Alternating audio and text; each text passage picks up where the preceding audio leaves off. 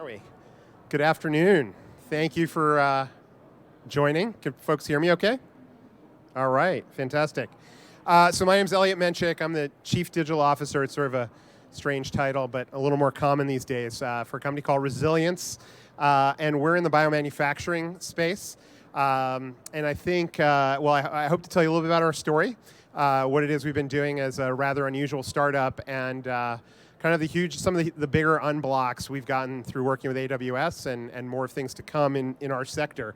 I think very few of us could be living through present times without recognizing that this is a very special time for a golden age, if you will, of biology. And the fact that the record time with which we have vaccines for the current global health crisis is sort of unprecedented. But for those of you not so familiar with the industry, sort of behind the scenes, some of the discoveries of just the last 5 to 10 years have unleashed really a torrent of new therapies across what in the industry is called different modalities or different mechanisms, if you will, of delivering therapeutics.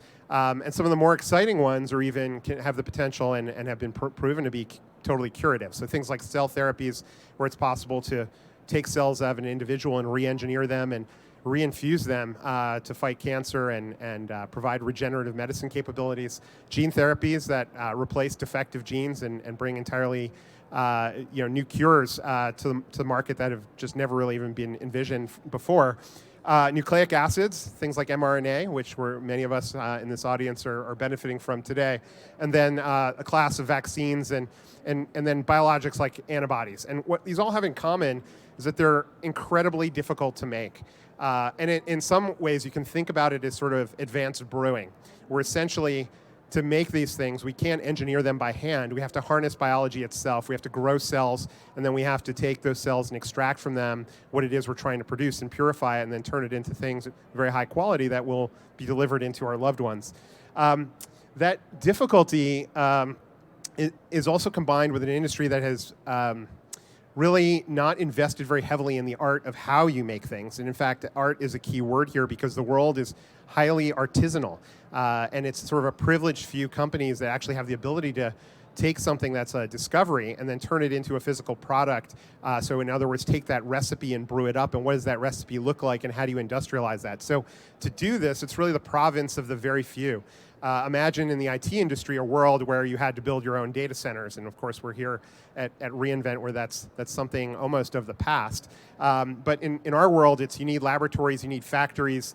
You might take a recipe and you go through what's called process development, which is how do you take this recipe and industrialize it, and then you transfer it into a facility to go make it, and then there's other capabilities around quality and testing. But what these have in common is that they're highly bespoke. For every new molecule that's discovered, you're essentially starting from scratch. There's legacy equipment in these facilities, and it's a highly manual process. So this is a recipe for really incredible cost, delays, errors in quality, often now regulatory failure. And some of the most exciting products that upstart biotechs are bringing to market are not getting through FDA and other health authorities because of how it's being made. And FDA has to approve how you make it. So in some essence, there's a lot of similarity to the world of IT before cloud came on the scene. Now, Resilience was founded in July of 2020. We've not been around that long, just about 18 months. And it's inherently a technology company. And by that, I mean there's two types of technologies. There's biotechnology, so bioprocesses, things that we're inventing that are new ways of making these kinds of products, smaller, better, faster, cheaper, more distributed. And then there's a digital element, and that's what the team I'm a part of is most responsible for, which is all about how do we take cloud and other related technologies to create ever more automation, transparency, prediction, and raise the security posture of our estate and on behalf of our customers. And so in some sense, I can say that for this audience, which understands the concept of software as a service, platform as a service, infrastructure as a service, in effect, what we're creating is biomanufacturing as a service. So democratizing access to these capabilities, removing the undifferentiated heavy lifting, how can we make it so that anyone with just the idea for a molecule can come to us and we can make it on their behalf and not have to invest in sort of the heavy lifting that's involved and the difficulty of what's called CMC in this industry, and get to market faster and have more leverage and get there faster and have more reliability. And so this concept here is how do you remove that middle layer of what's bespoke and what's manual and legacy equipment and replace it with a layer that's actually a platform. Things that are standard, modularized components that you would snap together, prescriptive nature of how you combine elements to create these molecules. And again, this would be something very familiar to those of you from the cloud sector. This is exactly what cloud computing has done, and something that is rather different in the biomanufacturing space. So if I extend that analogy a bit further in the model where, in AWS has data centers and availability zones and regions around the world, Resilience is in the process of standing up a network, and we currently have 12 sites around North America where we deliver these capabilities through our smart factories or smart laboratories. And we do that across all these five major modalities that I alluded to earlier. So on-demand access to these capabilities, it all scales across all those modalities, serving customers from upstart biotechs to incumbent pharma. Now, the benefits also really mirror those of cloud computing themselves.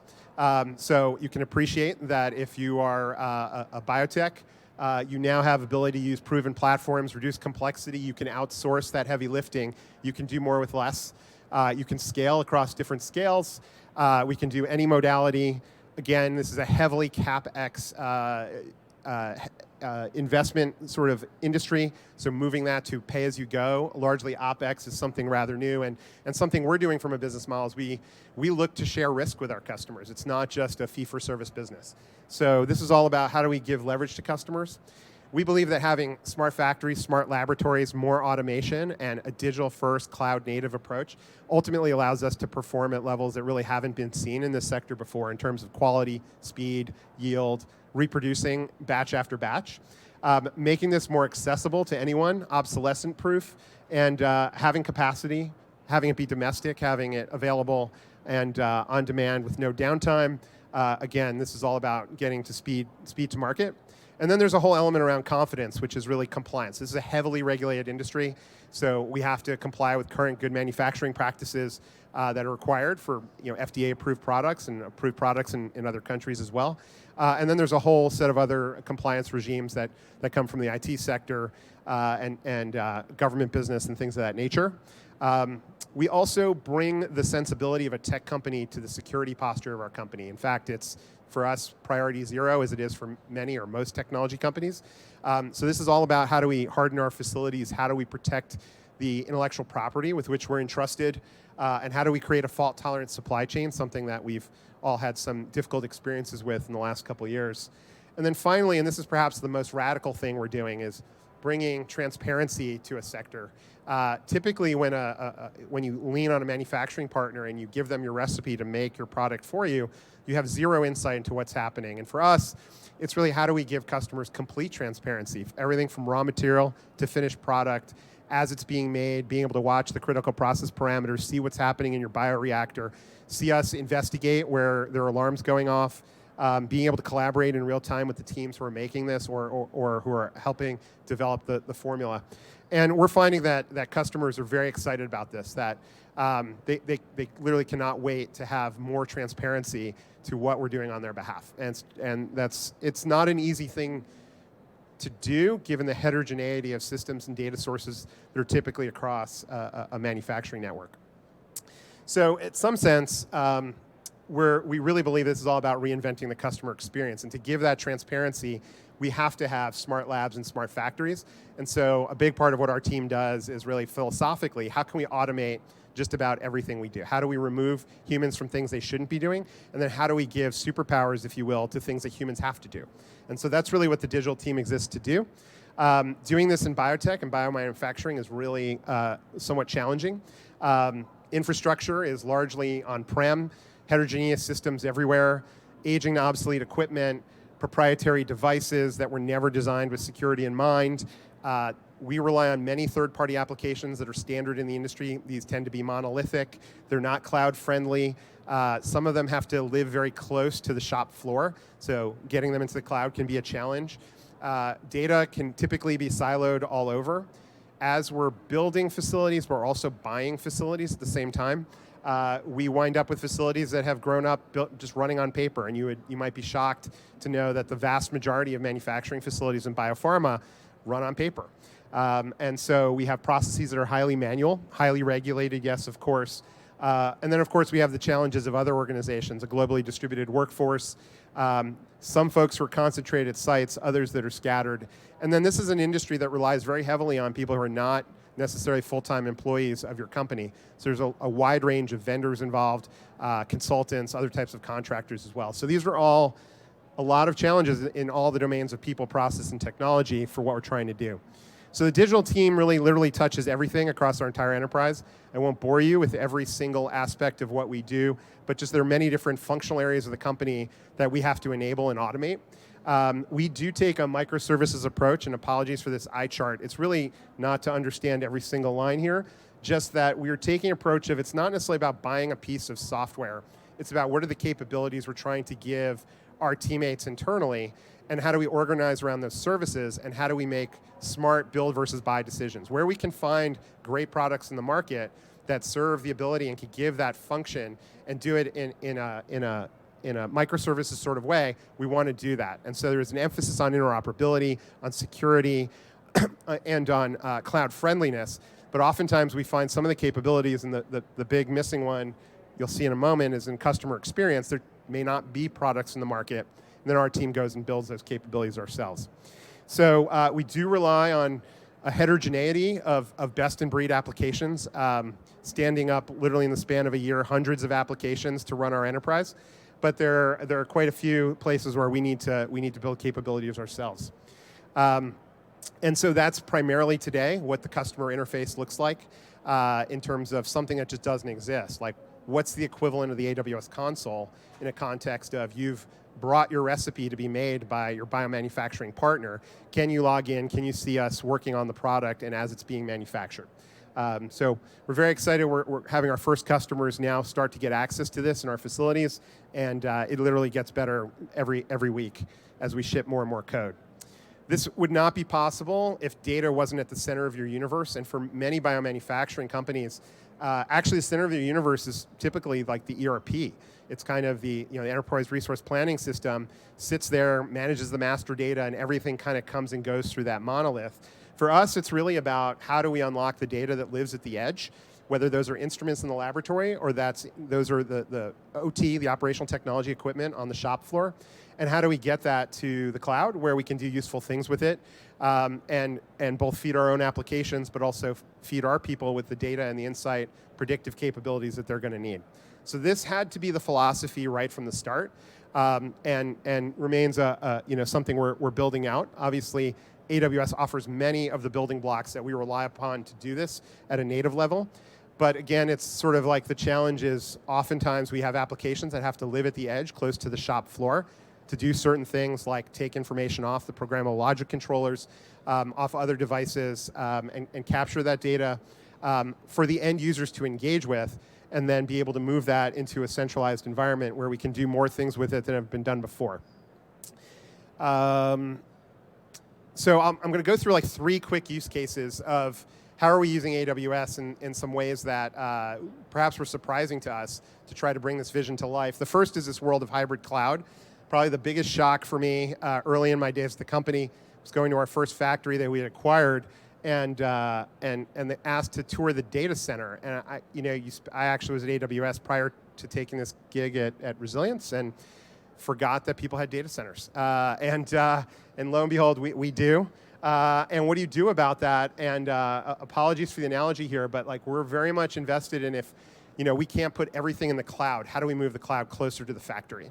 And so for us, something that we're working closely with has been the Outpost team. And Outpost, this is an Outpost in our Florida facility outside of Gainesville, where we're using this and where we believe it will be possible to replace all the on-prem equipment to have a fully managed environment that is GXP compliant and runs the local applications we have to have, but then allows us to create dozens of environments. Could be test, could be prod, could be for qualification, validation purposes. We can clone that environment across other sites that we build and acquire. And so sort of all the flexibility you would expect from infrastructure as code and cloud, bringing that to the edge is something very promising, exciting for us.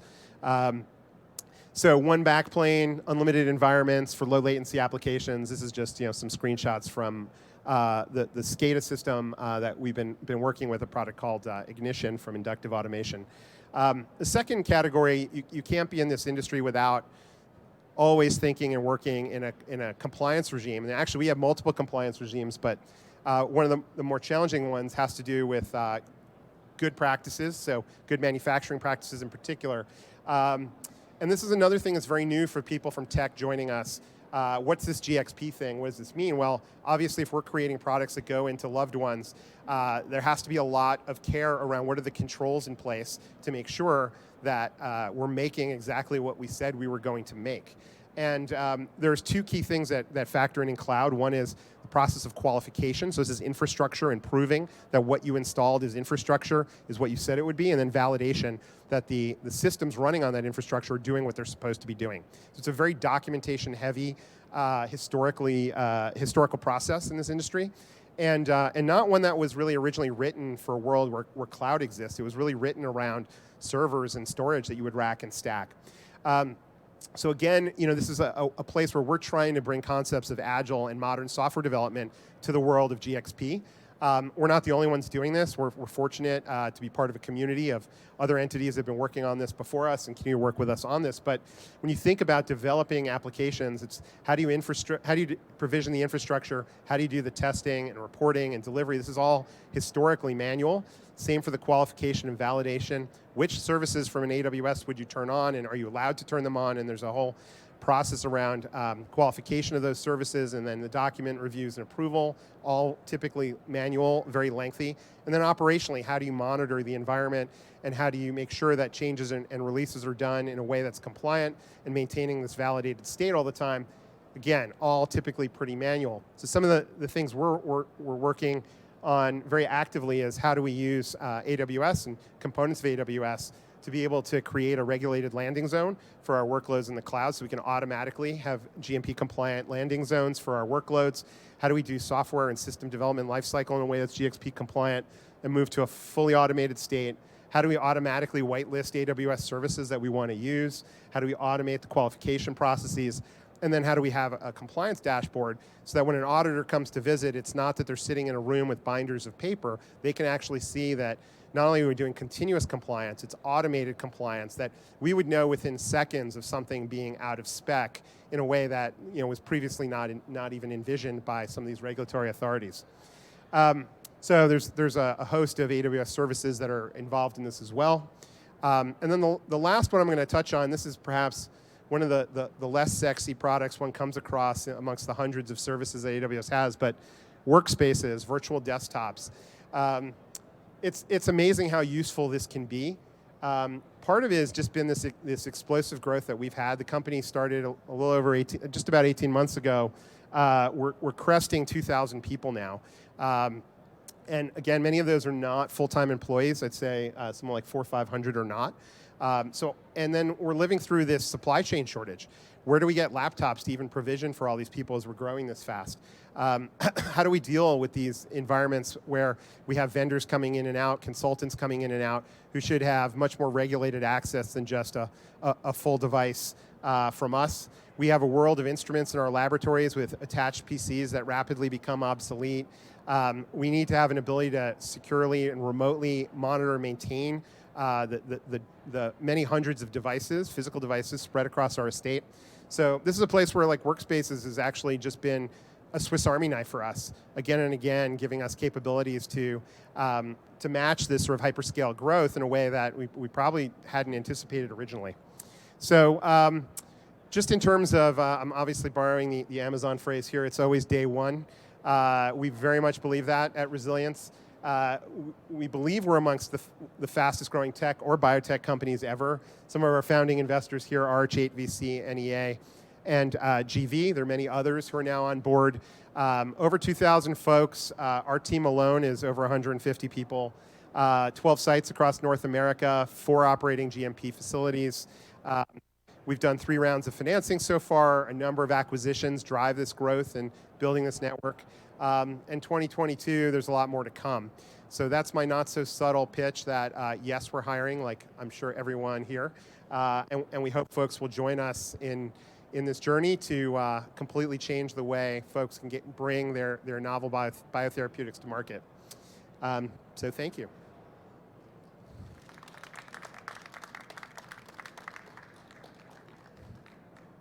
Any questions? Am I allowed to take questions?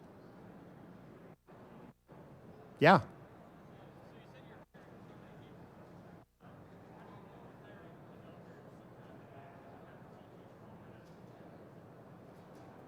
So if I heard you correctly, we're hiring, and how are we dealing with hiring developers who may not come from this sector?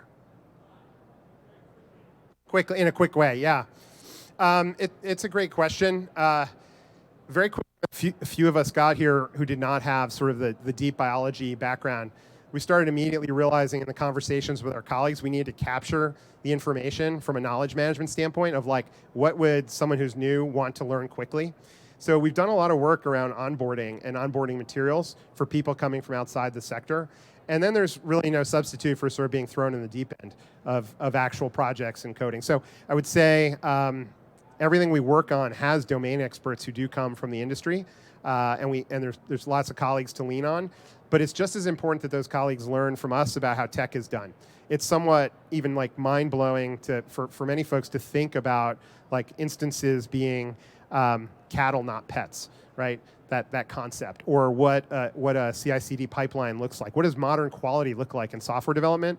These are things that, like I would say, those coming from the compliance side of biopharma, they dream one day of having those levels of automation to what they do for compliance. And so it actually goes both ways in our organization, which is we're really in a very interesting way teaching each other the best of what we've known how to do and trying to put that together to do something a little more agile and progressive. And agile can be with a capital A too. We try very hard for that. Other questions?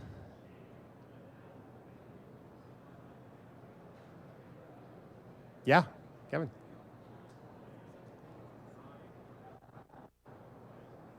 So is there such a thing as design for?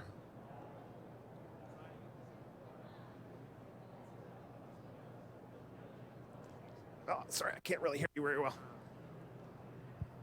Is there the concept of being able, do you take for granted that any molecule that could be envisioned or tested and designed once in the lab could be manufactured at scale? Or are there tools that you're developing to help people develop those molecules that can be scalably produced?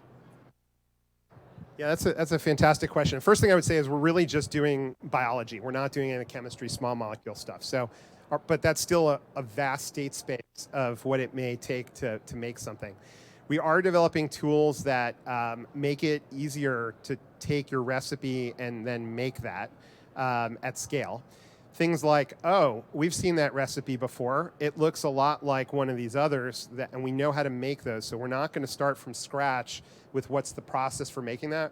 We can get to 70. We believe we can get to 70% of it done. Spend the right, 20, 30%. What's unique about what you're trying to create, and that's part of speeding it up. So there is work or tools we're developing, and you can probably appreciate from a data science perspective what some of that's going to look like. And there's work that needs to be done, even just around what's the language of the ontology for describing bioprocessing in a way that allows those kinds of comparisons. And we actually want to take it even further than optimizing and speeding up the process development. We actually want to automate that tech transfer fully. So once you have the design, you could push a button and it will just go to the manufacturing execution system in our plant and we can start making it.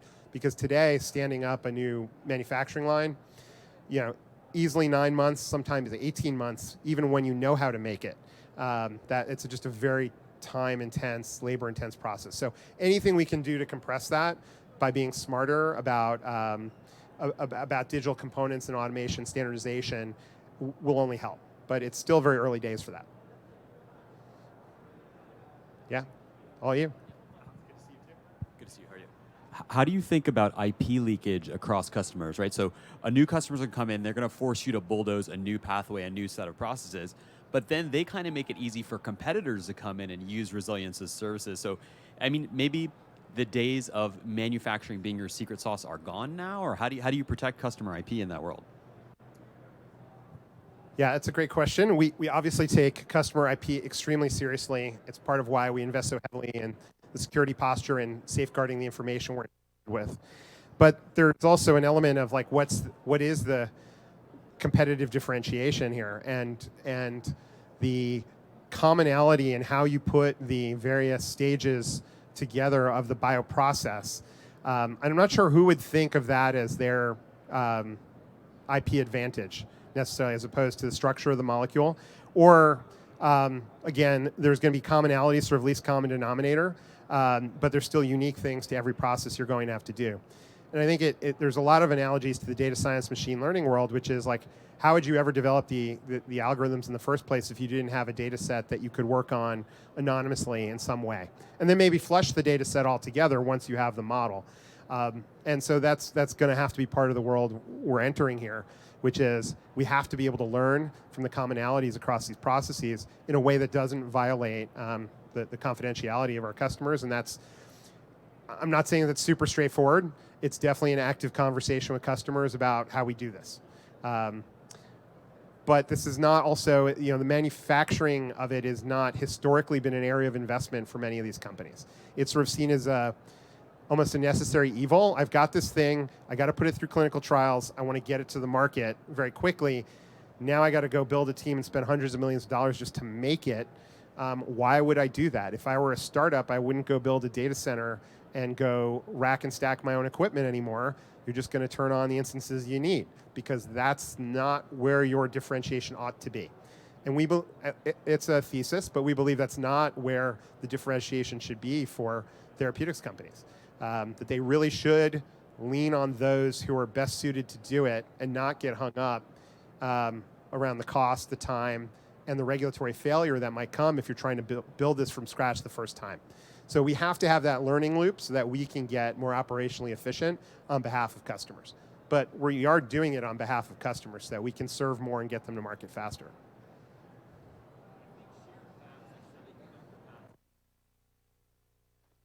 It's very similar, the shared semiconductor, yes. And that's sort of one of the models for us is like, how can we be the Taiwan semiconductor of this sector? Yes, very similar. And that's in part of some of the inspiration behind the founding of the company. Cool. Any other questions? All right. Thank you for your attention. Thanks for coming. And we have some T-shirts off to the side if folks want to grab any swag. Just felt appropriate to give back a little. Thanks.